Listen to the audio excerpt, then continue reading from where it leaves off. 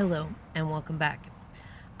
This is going to be an addition to Path of the Empress Step 15 and focusing on the theme of the Devil card. And I was torn last night and even this morning about adding more to it. But the further we get into the journey, the more contrast gets added and the more complexity. But that's a good thing.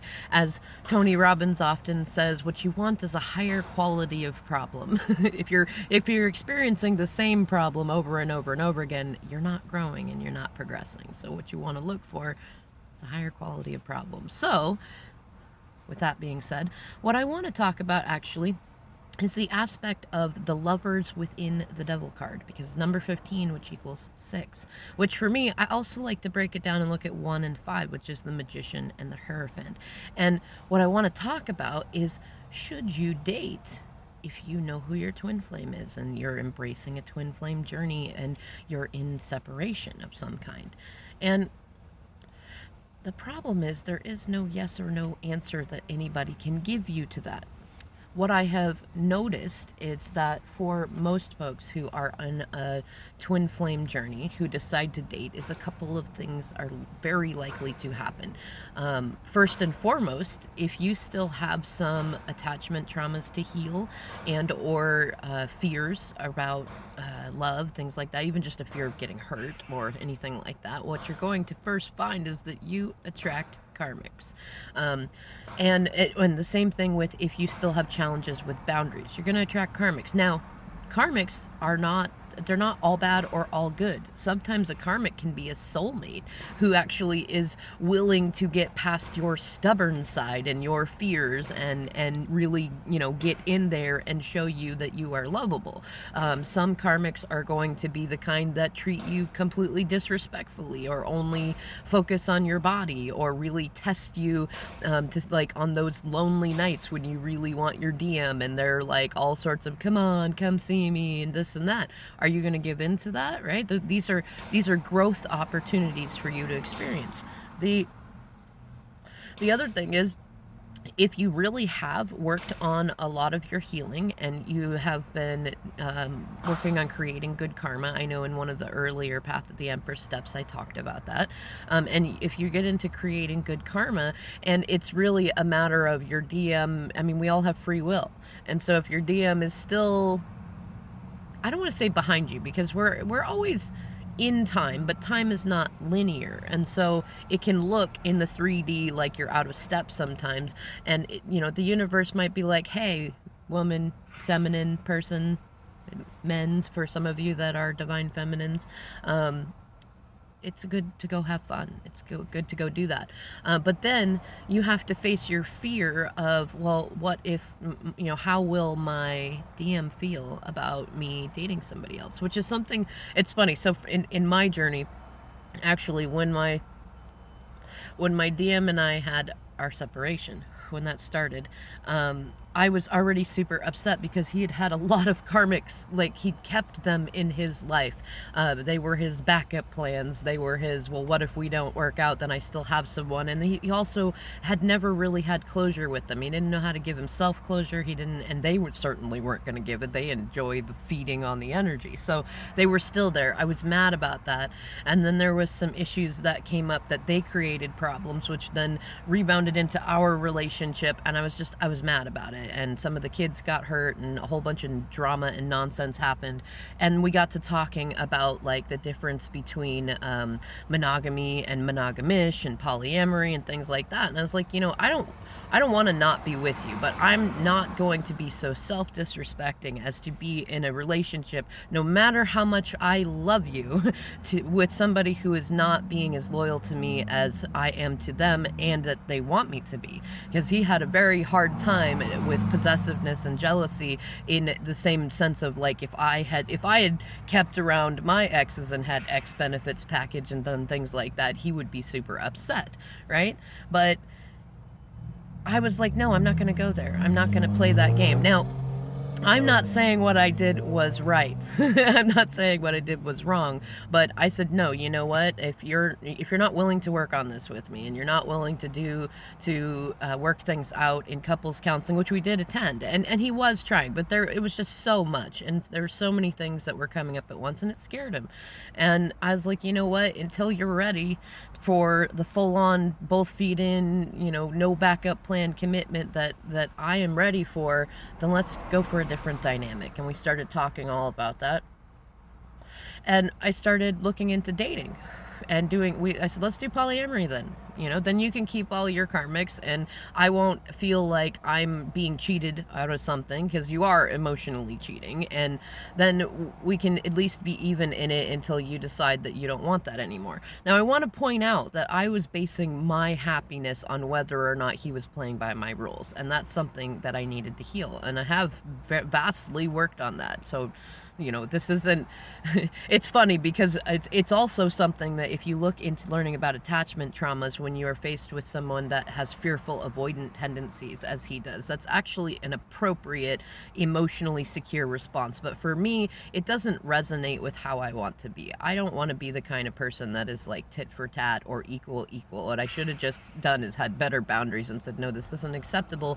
And until you're ready for the full-on monogamy that you say you want and that I definitely want, then let's do separation, but I did go that way. And of course that triggered a whole bunch of stuff in both of us.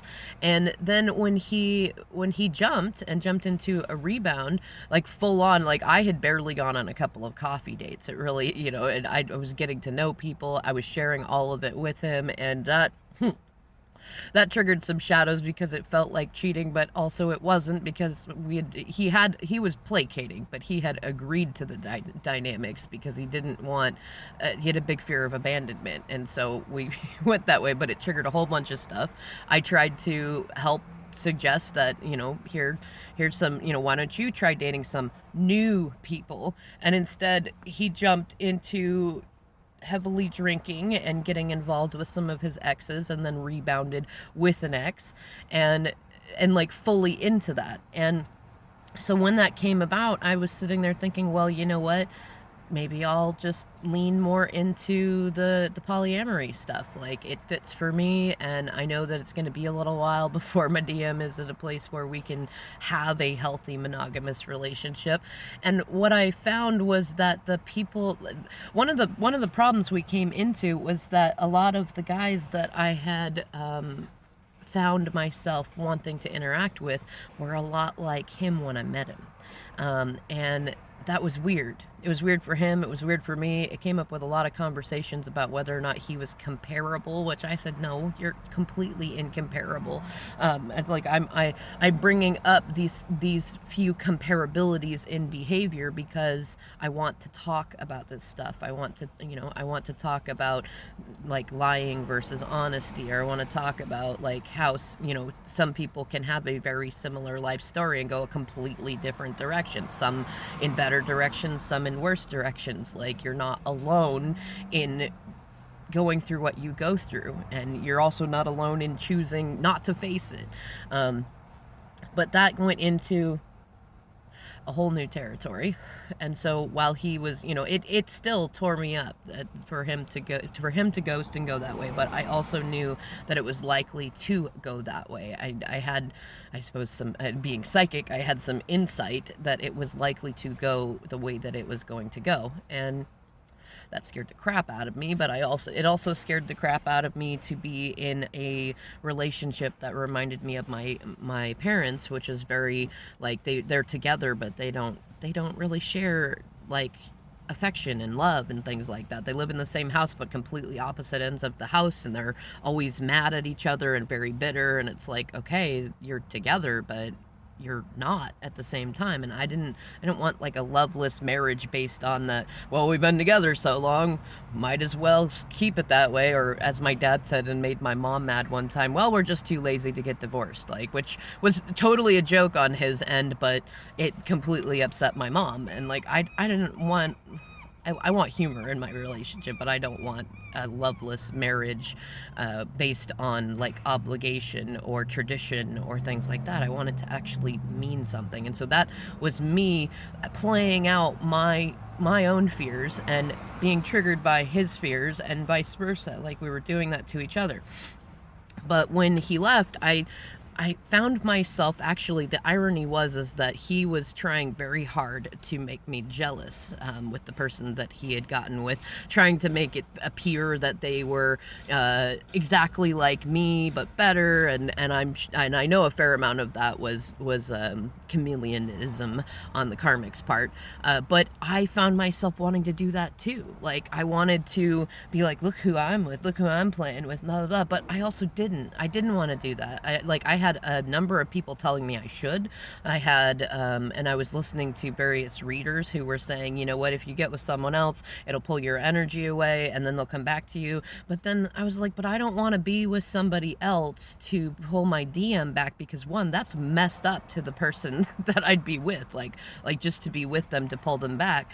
And two, I didn't want to be with somebody just have a distraction.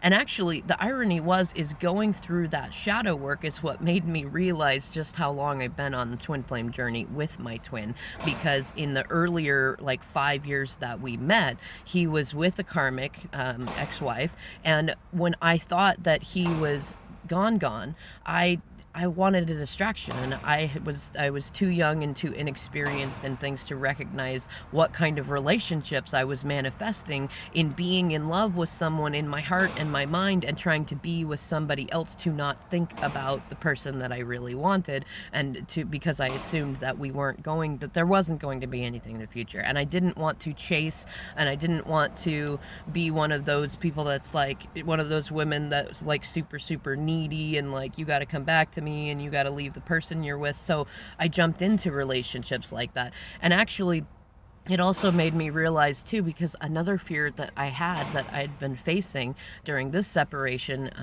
which is the higher quality of problem, is, well, if I end up dating someone, and especially somebody that I do like, that isn't a distraction, and I get into that, could that delay union? Like what if my DM sees that he does have shadow work to face about jealousy and possessiveness and fears of competition and not being good enough and things like that. And I wasn't sure if it was a self-worth thing. Like, am I worthy enough? Does he love me enough that I could do that and be forgiven? Or will this create a whole new batch of years worth of arguing and and things like that as he goes through this shadow work? And could it possibly end it? And then another fear came up is, what if he's not my DM and I end up meeting my DM, and then I got to go through all that weird headspace of things, and then another quality problem ended up being on there is especially having strong Scorpio and Capricorn placements, I've not been promiscuous at all. It's funny, people think that I am because of my Scorpio placements, but I've not been promiscuous, but I've also not been shy about sharing myself in that way. And for a long time I confused somebody's interest in me in a physical way with an emotional connection. So I've had a fair amount of interactions in those ways, and during the separation I found it delightfully amusing to be the kind of divine feminine who is also chaste by choice. Like it's just tasty to me to be that kind of person.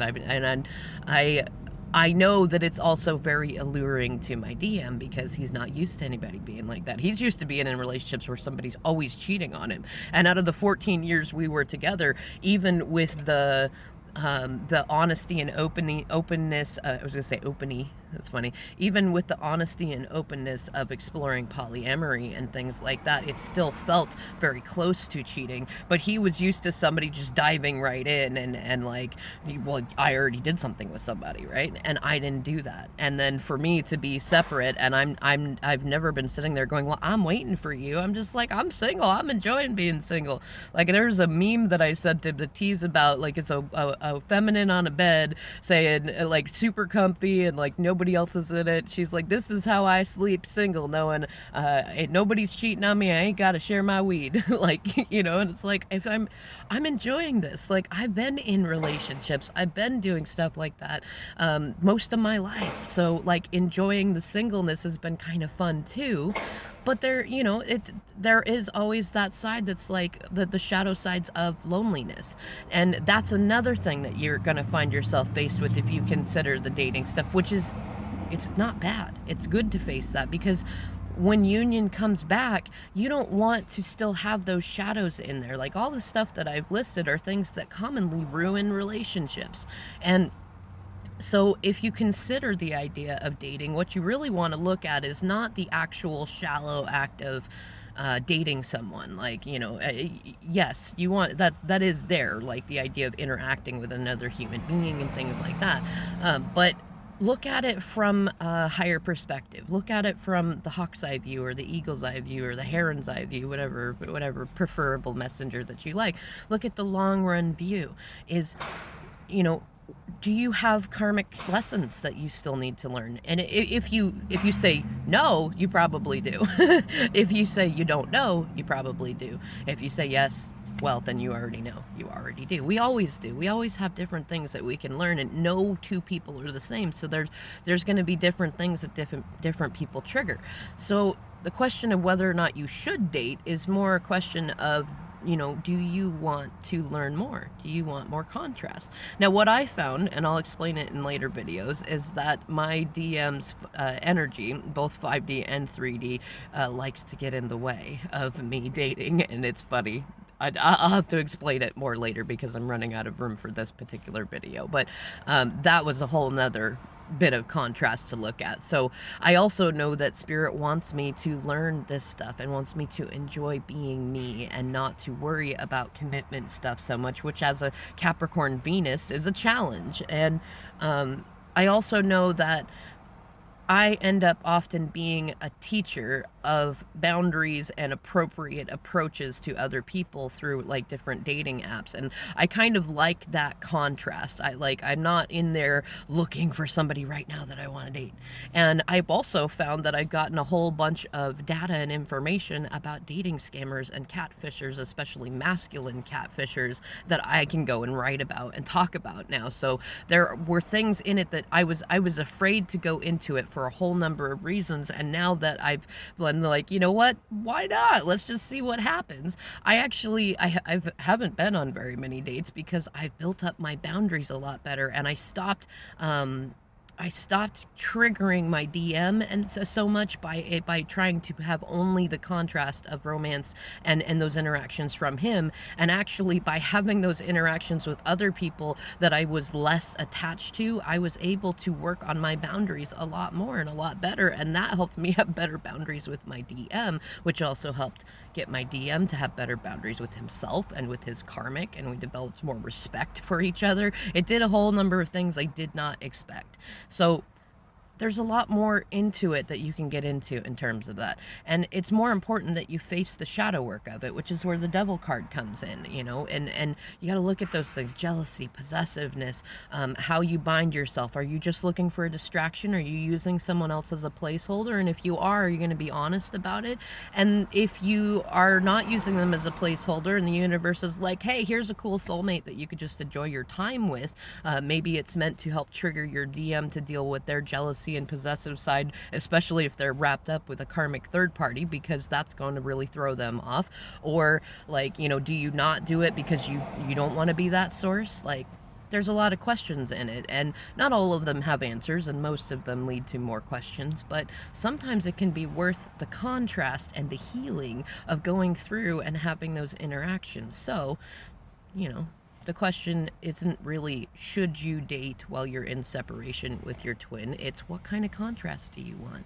Do you want the contrast of staying single? Do you want the plot twists of adding in dating stuff, dating people and things like that?